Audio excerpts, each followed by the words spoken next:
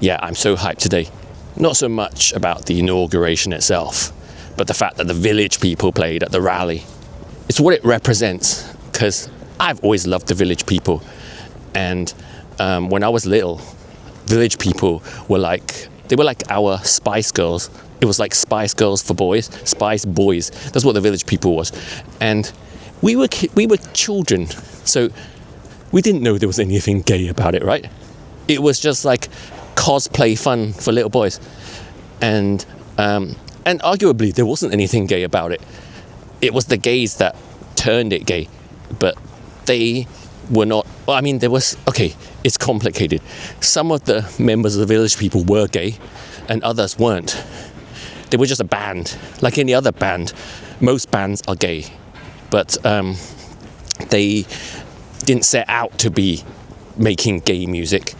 And YMCA is not a gay song, but the gays sort of turned it gay because we gays, I say we gays, I'm bi, but it's the same thing, right? But we turn everything gay because we see the innuendo in everything. So if you dress a bunch of sexy manly men in cosplay as policeman, construction worker, native Indian chief, what else was there? Some leather man, which was a bit sus. Like, why was there a leather man in the village people? That we never really understood as kids. But yeah, if you dress them up in these sexy costumes and get them doing sexy hip thrusting dances and sing about hanging out with all the boys at the YMCA, the gays are gonna sexualize that, obviously, but it wasn't their intention. And the funny thing is that the one surviving member of the village people, the black guy, the lead singer, he's straight and he's married and he's quite religious. So he's not having it. He's like, this is not a gay anthem. You guys turned it into a gay club anthem, but that wasn't our intention. When we wrote that song, we were just singing about going to the YMCA to have a good time. And by that, he didn't mean hanky-panky. He meant exercise and a nice meal and a communal shower afterwards. But that's by the by. We are the ones who sexualized that communal shower, not them. But yeah, he had a bit of a strop and said that he would sue anybody who calls it a gay anthem. So that kind of put a little bit of a downer on it, I must admit. But he does not represent the village people. He is one surviving member, and sure, yeah, he's the lead singer. But the cast of the village people has changed many times over the years. We've had many different Indian chiefs and construction workers, but the village people is not the members, in my view, but the phenomenon of the village people and what it represents. And before I continue, you'll see behind me, here is Buckingham Palace. It's funny, I didn't actually intend to shoot here at Buckingham Palace on Inauguration Day, which seems rather symbolic. I'm just strolling my hood and I just wound up here. I can't help it if I live not too far from Buckingham Palace. So yeah, let me spin the camera around. So there on my right is Buckingham Palace, and in front of us is the beautiful St. James's Park. St. James's Park or St. James Park. I don't know if you pronounce if the apostrophe after S makes it St. James's or St. James with a silent is. I don't know. Perhaps any grammar nerds out there can correct me if I said it wrong.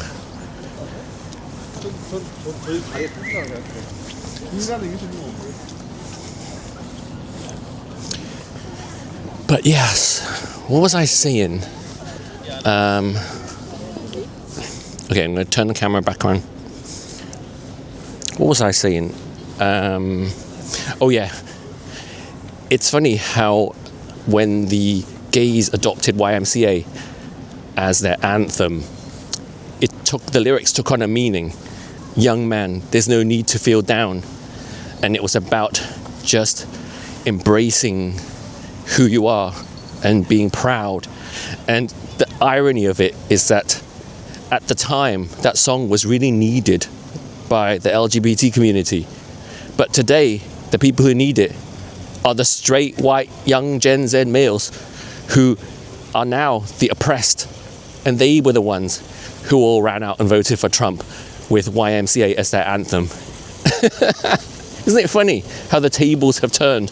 Because arguably the most disenfranchised group over the last few years has been young, white, straight, Christian American males who support MAGA. I know a lot of people are going to argue with this.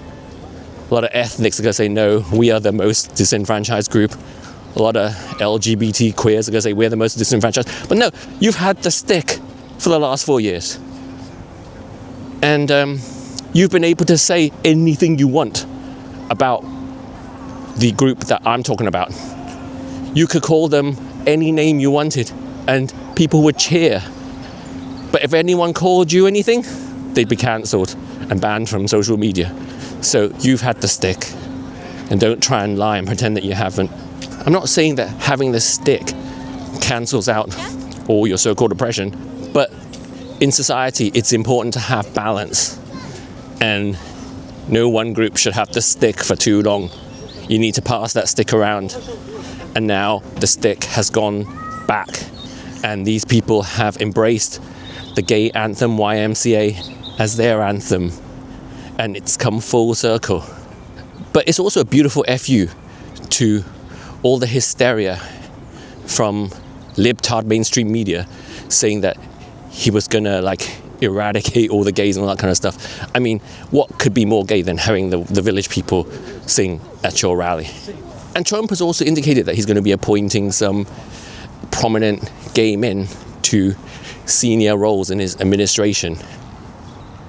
And we know Biden did as well, right? But his administration, you got to admit, was a bit of a clown show. They were a bunch of freaks, and a lot of us LGBTs didn't really think that they represented us in a positive light. And so he's going to be pointing some of those, what J.D. Vance calls normal gays. You know, all the ones that went out and voted against all the madness that they've been seeing over the last 4 years. That's actually damaged our acceptance as gays and lesbians. And these normal gays voted for the man that they were told by libtard media was going to eradicate homosexuality. And you could actually look at it in the reverse. A lot of the so-called normal gays who voted him in were actually opposed to what a lot of us actually see as the actual eradication, extinction of gays and lesbians that's been happening over the last decade. I'm talking about a lot of the ideologies that have been fed to young people over the last decade that have messed with their maturing minds, that are not ready to make the kind of decisions that are being practically forced on them about their identity and whether they're in the correct body, which isn't a thought that a child should even have. In my view, there's no such thing as being in the wrong body. You're in the body that God gave you. And if you decide as an adult that you'd like to change it, fair enough. But just as people think that children are not ready for tattoos because they're permanent alterations, I think there are other things that children also are not ready for. So for a lot of old school gay and lesbian voters, this was a key issue, because we look back at the child we once were and imagine what would have become of us if, in my case, for example, that little sissy boy that I used to be, if he grew up the way he was today, I don't think I would be the person I am now. Let's put it that way. Because I would have been convinced that there was something wrong with me. And we all know that children are very susceptible to manipulation by adults while their minds are still forming. And frankly, they shouldn't even be thinking about these things as far as I'm concerned. And as far as most normal gays are concerned. They shouldn't even be thinking about a lot of the things that have been pushed upon them by gender ideology zealots over the last few years. That's my opinion. It's just an opinion, but it was the opinion of millions of voters, like-minded voters, gay and lesbian voters, who do not believe that Trump is going to eradicate us, but quite the opposite, that he's fighting against our eradication. So those are my thoughts on that. And no, I've not shared any misinformation there. I've shared an opinion. And that's another reason why millions of people have moved from left to right over the last few years, because we were seeing that opinions were no longer allowed, that we were all expected to be of one opinion on so many important issues where there isn't a correct opinion. There's nuance in everything. But the new left has taken on this crazy hive mind.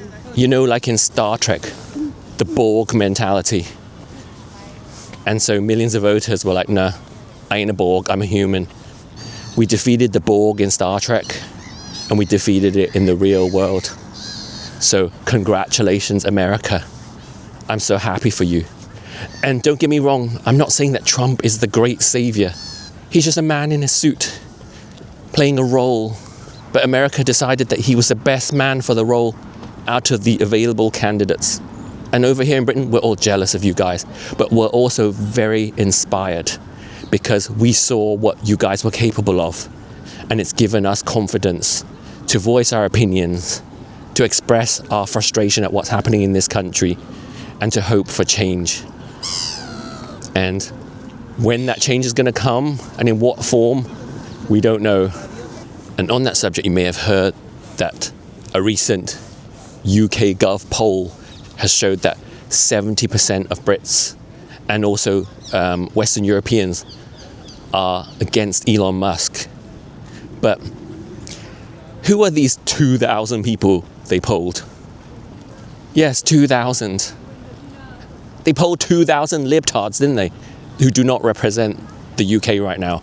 Because the actual mood in this country right now and across most of Europe is very much aligned with the US. We're all looking at what's happened in the States, and we want change, and we're not afraid to speak up. And you see it on social media. Anytime you see the BBC or Channel 4 or any other such organization post anything political, you just need to take a look at the comments and you know where the land lies. And no matter how much they try and propagandize that people still support all their nonsense, you can see our true voices in the comments. So in closing, and bringing it back to the village people, young man, there's no need to feel down. Let's join in celebrating Trump's inauguration. So if you're celebrating the inauguration today, or if you're just simply enjoying the spectacle, the charade, like me, and if maybe you've got your village people outfit out, your high vis and your helmet, and you're dancing along, because that's what we did as kids. I forgot to mention, I remember as a child going to watch You Can't Stop the Music, I think it was called. Can't Stop the Music, the Village People movie with my dad, me and my brother, and it was so exciting. The cinema was full of little boys with their parents, and a lot of them were dressed up as village people.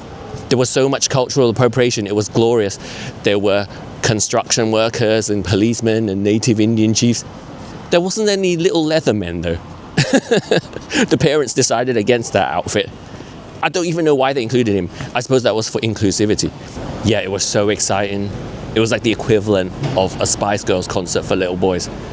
And when they did that grand finale performance at the end, you can't stop the music, nobody can stop the music. It was so emotional. I think I was probably in tears. We all were. And we didn't know it was gay. It wasn't gay to us. But then, look how I turned out. My brother didn't know. So, and actually, on that subject, I also noticed today that the construction worker He was Chinese. Okay, maybe not Chinese. He was Oriental.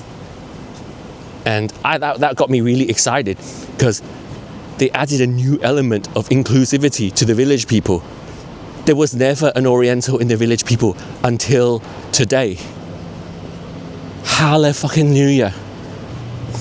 So if you've been celebrating it too, and doing that super sus double-handed dance that Trump does, let me know in the comments.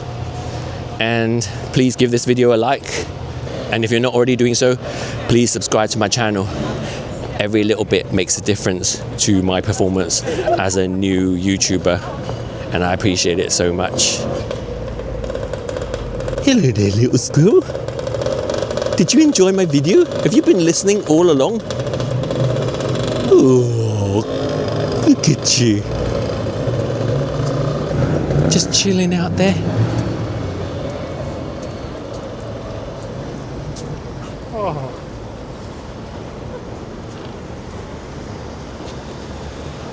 Hello there. You're a little cutie. I'm so sorry I don't have any nuts for you. If I'd known you'd be here, I would have brought